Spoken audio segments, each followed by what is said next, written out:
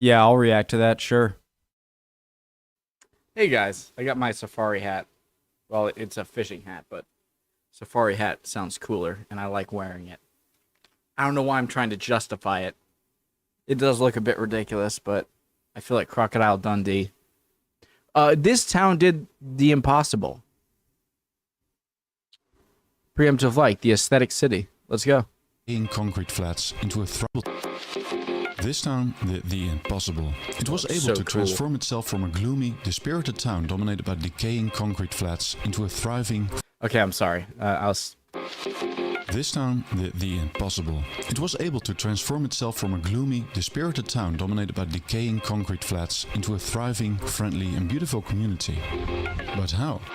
In this video you will hear a story about a municipality near Paris that was set up with all the ingredients of becoming a dreadful banlieue, but instead dreamt up a very different future for itself, with the help of a steadfast mayor, a couple of visionary architects and sheer will. At the end of this video I will also list 7 critical success factors that led to the success of this place. Let's dive right in. Nice It's arch. June 2022. I'm on my way to the station to catch a high-speed train. It's only 3.5 hours before I reach my destination, the City of Lights, Paris.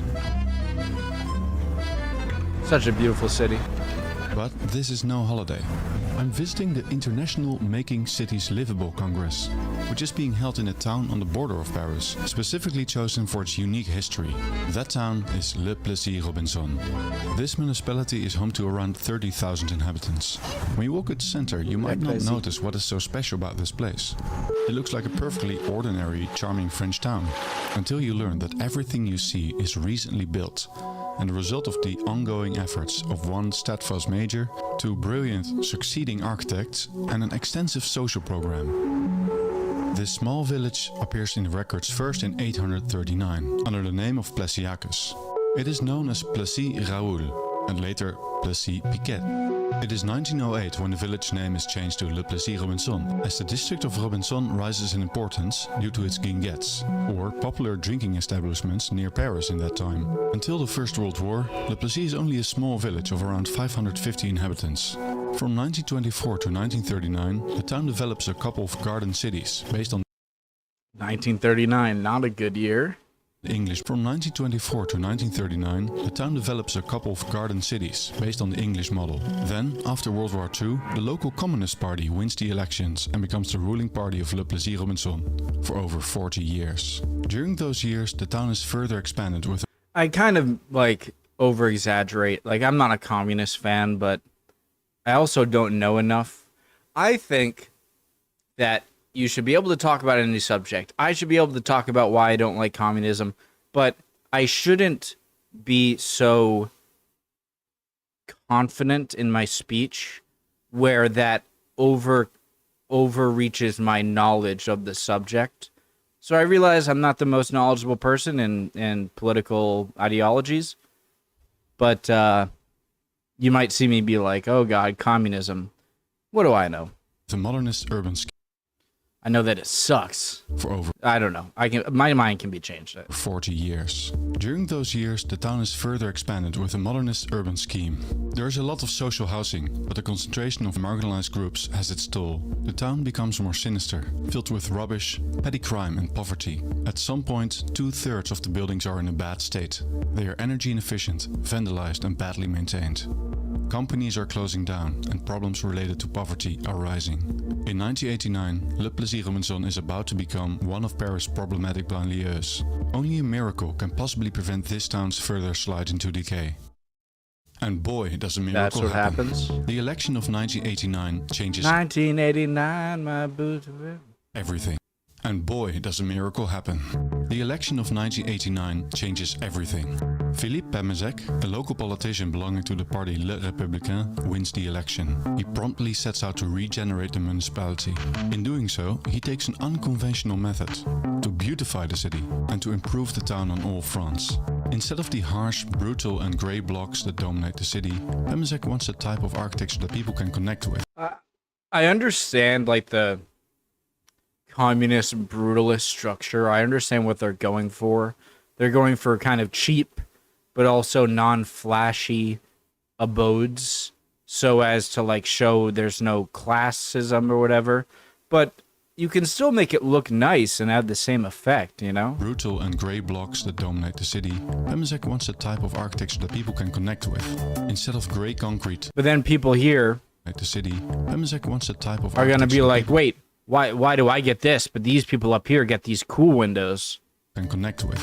Instead of grey concrete, there would be color. The town would have a vibrant mixed-use center with lively streets, creating more jobs by planning commercial spaces for local businesses, but also offering the peace of beautiful parks, gardens and fountains. Le Plaisir Robinson would have a soul again.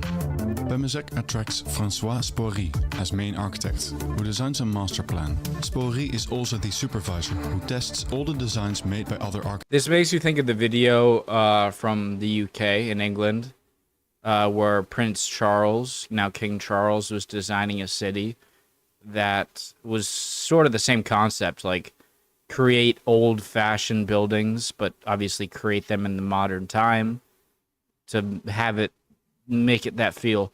I can't stand, like, this isn't an exaggeration. There are a lot of American stereotypes that are exaggerations. This one is freaking not. Average place in Massachusetts. All right, these are way too pretty than what I'm going for. It's actually not that bad. This is not working out. That's actually beautiful. This isn't working out like the way I wanted it to.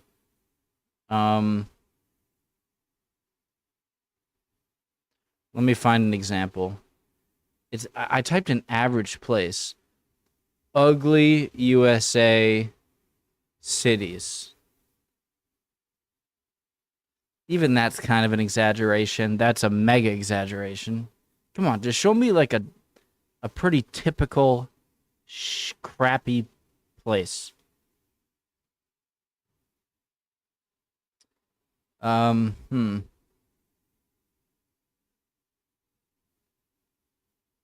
on. This is not working out the way I thought it would. That is not the USA. Stereotypical USA streets. Come on, show me something I'm freaking trying to make a point here with. Boom. That's a pretty good one. That's a good one right there. That's a good one. Or this one right here. See, like this right here is just such a typical United States street, and it is so ugly, and I hate it. But we did go. It took me a while to reach there, so. Architects. In this, Spory is also the supervisor who tests all the designs made by other architects. In this case, only traditional and classical architects are attracted, which is rare. They refer to the architecture they want to use as architecture douce, or soft architecture, as opposed to the stark blocks that dominate the town at that moment. The plan is based on new urbanism, which is itself, in a way, a reinvention of the planning and architectural traditions that have shaped the most livable, attractive urban places we all. This guy has a really good English accent. I always have like an inferiority complex when it comes to people who English isn't their first language, but they speak it really well, and I just feel so stupid. I'm like, damn, you're good at the language I speak, and I can't speak any other language. Invention of the planning and architectural traditions that have shaped the most livable, attractive urban places we all know and love, only adapted to current uses and needs. To accomplish the plans, some inhabitants need to be rehomed. Enough new social housing has to be developed in order to replace the apartments in the old decayed buildings. Owner-occupied homes are introduced as well, to achieve a greater, more natural mix in social and income classes. Also, a program is introduced to give social housing tenants the chance to become a homeowner, by offering them to buy a new home. Accession sociale à la propriété. Choose to give social housing tenants the chance to become a homeowner by offering them to buy a new home under favorable terms. This is all done because at that point the housing supply of Le Plessis-Robinson consists of 72% social housing. These extremely high concentrations of social housing in one location are often not sustainable and have been linked to various social and economic problems. I know that many of you already wonder, but isn't this just gentrification? Well, no, I don't think so. Well, the problem with housing like this is that you group together a lot of people that can only afford this low-income housing, and then with low income comes less good businesses around you because the businesses aren't going to want to go to places where more wealthy people go to, and so it probably creates a cycle of just like you're putting all of the poor, less wealthy people into these at first great-looking, good housing. But then you're just like, it's like you're containing them in a zoo instead of having them live among the rest of the population to where they can go up in the income bracket, you know? So it looks good at first, but at the end of the day, it seems like you're just making yourself feel good and you're not fixing the problem. I don't have a solution, so can't really talk, but that's my opinion. Housing in one location are often not sustainable and have been linked to various social and economic problems. I know that many of you already wonder, but isn't this just gentrification? That's an important issue to address, and I will do so later on in the video. Gentrification. Okay. With those plans in order, they first construct a new town centre with a mixture of apartments, shops and squares. This cœur de ville is completed around the year 2000. The next step is the redevelopment of some of the garden cities of the 1920s and 30s. But these are historic landmarks. Approval is needed by the chief architect of Bâtiment de France, an organization that enforces many laws codified in the Heritage Code. The chief architect Rôle et missions des architectes des bâtiments de France. The chief architect, sorry for butchering, Joseph Belmont, decides that the garden city will be rehabilitated instead of demolished. The project starts, but soon sees massive cost overruns, and is soon called the most expensive rehabilitation in France. Some blocks are constructed by Alain Madouy architects. You can clearly see how these are different from the plans developed by Spoiry. In a way, they emulate the grim post-war blocks, with their concrete facades and stark square design. Financial problems stopped this project from continuing on the same foot. A competition is organized, and architect Xavier Boll wins the tender to design a part of the town, in the spirit of Spoiry. This new plan for the garden city offers a lush, meandering strip of parks, dominated by a river ecosystem of 1 kilometer in length, or 0.6 miles. This river is a complete ecosystem filled with many fish and waterbirds, plants and insects. Ecologists helped design it to improve the biodiversity of the town. The river ecosystem is surrounded by classically designed apartment buildings in the style of Île-de-France. Even though there is a lot of urban green, the garden city is still dense. When you turn a corner, you go from a peaceful green oasis to a vibrant city center with many shops and services, with slow traffic roads friendly for pedestrians and cyclists. The plan was successfully finished in 2009. In the heart of the plan is a culture center with a theater, cinema, spaces for exhibitions and music studios. Also, the old market gets a modernized, more beautiful building. So what were the urban design principles for creating this garden city? They were a readable, easily understandable and hierarchical urban plan, an abundance of rich nature, car traffic at the edges of the neighborhoods. That's a great thing that Paris itself does. I've been to Paris twice. First time I went was in 2006. That was a long time ago. Second time I went was in like 2015. So still like a decade ago. But Paris is the most beautiful city. Bruges, Belgium, was it Brussels? Makes a run for its money. And Innsbruck, Austria. And Luzerne, Switzerland. Paris is, in terms of giant cities goes, it keeps its nature much more throughout the city. You might have Central Park in New York City, but outside of Central Park, there's no green. Everything's it's concrete jungle. But I love just the keeping some trees along the path and their own little square cut out of dirt.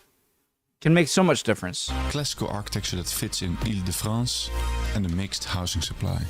Fast forward to today and the town is doing amazing. Young families raise their children. Shoppers buy fresh vegetables in the market hall. Go to the cultural center to see a film or a play. Employment in the town has risen by 50%. The transformation of Le Plessis-Robinson doesn't go unnoticed. It wins a number of prizes, including those for Best Urban Renewal Operation in a suburban area. And it doesn't stop there. New parts are already under construction. The success of Le Plessis-Robinson and Xavier Bolle's work has even sparked similar redevelopments in other communities around Paris. So, let's move on to the 7 lessons we can learn from this place. But before moving on to the lessons, I would like to ask for your support by liking this video and subscribing. If you enjoyed it so far, of course. Alright, let's look at the lessons. Lesson 1. Long-term vision is key. This plan was not the result of just a couple of profit-hungry developers deciding to build some apartments. No, this was a huge long-term effort by a driven mayor, an architect. Private businesses going towards this are going to care about making money. If it's more towards the government, it might not be perfect either. But to the private business, if it has no social change whatsoever, no positive effect on society whatsoever, but still makes you money, then what do you care? That's all you care about is making the money. But if it's a more governmental approach, even though I'm not so sure government can do it, I'm sure better than businesses in a lot of cases, then you can look long term. Built some apartments. No, this was a huge long-term effort by a driven mayor, an architect with a vision, and other stakeholders. You need someone with a long-term interest in the place, who has skin in the game. In this case, it was the mayor. In other cases, it might be an investor or a landowner. Lesson 2. Smart policies. In order to renovate large parts of the town and to lower costs, the municipality used public-private partnerships to redevelop areas. This lowered the risk for developers. Also, the roads and In order to renovate large parts of the town and to lower costs, the municipality used public-private partnerships. So both public subsidization and private investments To redevelop areas. This lowered the risk for developers. Also, I feel like that would... roads and right-of-way in some areas were leased by a private entity. Lesson 3. Get the urban form right. One of the most important things that was done in Le Plessis-Robinson was the change of the urban fabric, from blocks to streets. The modernist tower in the park design is good for one thing only, to offer a lot of light, air and space. But it does come with some big disadvantages. These apartment blocks are surrounded by a lot of space that is not clearly public or private. No one really feels responsible for the space, so you get loitering youth and littering. Instead of having these semi-public spaces... I hate littering. I hate graffiti. I hate graffiti. I might sound like an old man, but there's a highway road area near where I live, where I travel down quite a bit. Like if I want to get food or something like Chipotle or something, I don't know, a sub sandwich, I'll go down this road, like over that way. Can't tell what that is. And when I go through this road, there are the highway. There are these beautiful cliffs on either side that the creators of the highway obviously had to blast through. But it's beautiful, especially both in the summer when a lot of the greenery grows out of the sides, and in the winter when a lot of the sides get covered in ice. But there's one part of it that has a graffiti, like maybe like 4 feet long, stupid dumb graffiti letters that piss me off beyond belief. I wanna go there myself with like a chisel and a hammer and just park my car on the side of the highway and just chisel that away. Just graffiti, I hate it. It is better to create it. I don't mean like nice pieces of art murals that are like wanted by the town. I mean individual dumbass graffiti artists. Difference between private and public space. Streets, squares and parks are clearly public. Gardens and courtyards are clearly private. This was done in Le Plessis-Robinson as well. Also, they did a wonderful thing by creating a combination of dense urban fabric and plenty of green. So when you walk in the village, you don't notice that you are actually in a high density area. Lesson 4. Social housing can be beautiful. One amazing thing about Le Plessis-Robinson is that the quality of the social housing is so high that you can't even see that they are social housing from the outside. But how did they do it? They offset the costs of the social houses with the sale of upmarket homes to make this possible. Lesson 5. More than just a park. The garden city in Le Plessis-Robinson shows how parks can be more than only grass and trees. They created a true river ecosystem and boosted the biodiversity of the place enormously. And it's accessible for everyone, because they built paths that lead through the area. This So cool, like when you have pretty clean flowing water, how all you need to put that there, and the food chain will take care of the rest, and you have beautiful wildlife. connects nicely to the next point. Lesson 6. The walkable city wins. In this town, shops and services are close enough so that people can walk or bike to fulfill their daily needs. It is a good example of the 15-minute city. This 15 walkability minutes. leads to many health benefits, more social contacts, and in general, a more pleasant way of life. The increased foot traffic also enables small business owners, shops and cafes to thrive, making the place vibrant. Getting your morning paper and croissant is only a short walk away. And finally, lesson 7, beauty does. So the 15-minute city or whatever is just like anything you need in your daily life is 15-minute walk or bike away, right? In my other video Hell on yeah, beauty, beauty I covered matters. what makes buildings beautiful from a neurological and evolutionary point of view. The mayor of this town saw the importance of beauty as self-evident. He started introducing beauty by planting flowers, and then continued with the architecture. Clearly, the mayor believes in the transformative power of beauty. And as the town started to change, people's perception of the place changed too. So underrated, I think, is a few nice plants, and that'll snowball effect into a lot of other stuff. If it looks more beautiful, I'm talking too much. Slowly but surely, the town became more pleasant, which started to attract more business and increased people's attachment to the place. All in all, this case study teaches us a lot about how to create pleasant urban spaces and how a place, however hopeless it might seem, can be turned into an attractive place to live. It also shows that places with a pleasant ambience, the places people crave and where they really like to live, can be designed and made. I want to stress how important this is, because many people believe that this is somehow not possible, that a pleasant ambience is just a given or random. But the pleasantness of Le Plessis-Robinson was not random, it was designed. Yeah, that's a strange mindset. So, was it all perfect then? Well, of course not. Gentrification might have happened in Le Plessis-Robinson. After all, there was a decline in social housing. Some of its original inhabitants moved out, and the average income of the town went up. But as I told, the town chose for a different approach. They focused on letting social housing tenants buy their homes, even at a fraction of their market price. They all got the offer and over 80% said yes. But if I may, I'd like to focus on a much overlooked point here.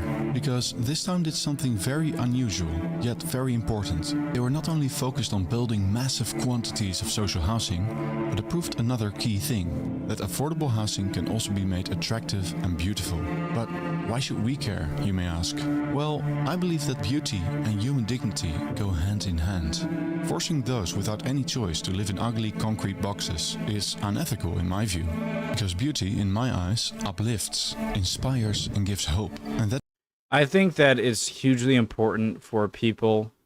I don't know if this is possible, because people are always going to want to, if they have the means and money, they're going to move away and live with people with more means and money like they do. But I think a giant part of, I have no children, never had children, but from my experience, there's a giant influence of growing up as a child and looking around you.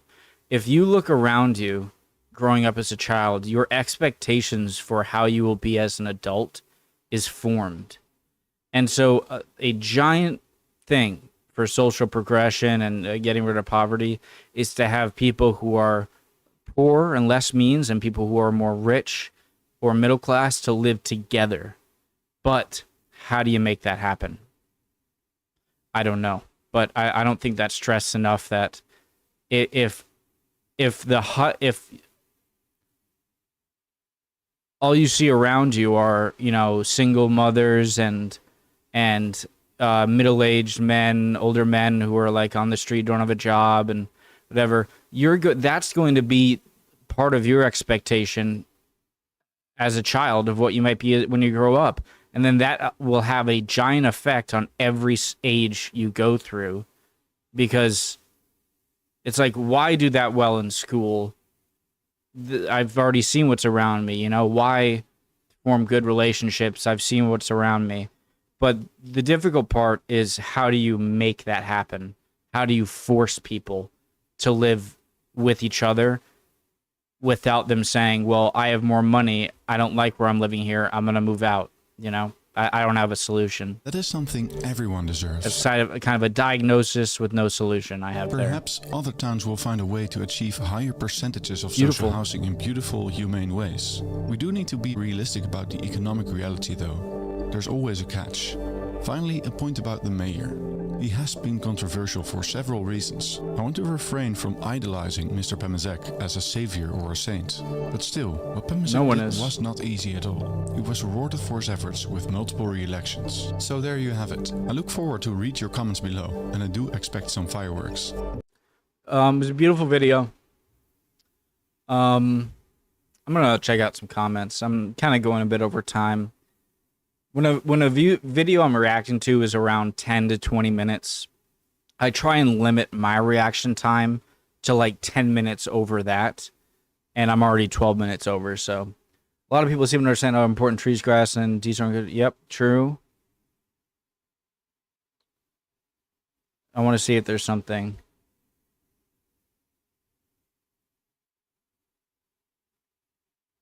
I'm not going to go through all of them right now. Love you guys. Hope you're all doing well. I said everything I wanted to say, and I'd appreciate your comments. If you think I'm incorrect in anything I said, call me out. I would love nothing more.